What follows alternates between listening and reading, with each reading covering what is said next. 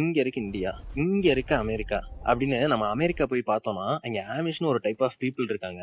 இவங்களோட கல்ச்சரும் நம்ம இந்தியாவோட கல்ச்சரும் ஏறத்தாழ சிமிலராவே இருக்கு.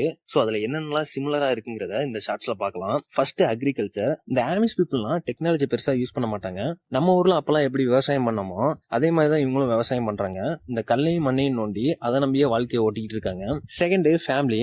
அமெரிக்கால எல்லாருமே தனித்தனியா இருந்தாலும் இந்த ஆமிஷ் பீப்புள்லாம் ஒரே கூட்டு குடும்பமா இருப்பாங்க அண்ட் ஒன்னா தான் சாப்பிடுவாங்க. தேர்ட்னு பார்த்தோம்னா கம்யூனிட்டி. நம்ம இந்தியால எப்படி கம்யூனிட்டின்னு இருக்கோ அதே மாதிரி இந்த ஆமிஷ்ங்கிறது ஒரு கம்யூனிட்டி தான். இவங்களுக்குள்ள மட்டும்தான் மேரேஜ் பண்ணிப்பாங்க அண்ட் இவங்களுக்கும் தனி ரெஸ்ட்ரிக்ஷன் இருக்கும், அதை அவங்க ஃபாலோ பண்ணுவாங்க. Fourth dress code. அமெரிக்கானா எல்லாரும் மாடர்னா தான் இருப்பாங்க, மாடர்னா தான் ட்ரெஸ் பண்ணுவாங்க அப்படின்னு நம்ம நினைச்சிட்டு இருக்கோம். பட் இந்த ஆமிஷ் பீப்புள்லாம் அவங்க ட்ரெடிஷனல் ஃபாலோ பண்ணுவாங்க. இவங்கெல்லாம் சிம்பிளாவும் அண்ட் மாடிஸ்டாவும் தான் ட்ரெஸ் பண்ணுவாங்க.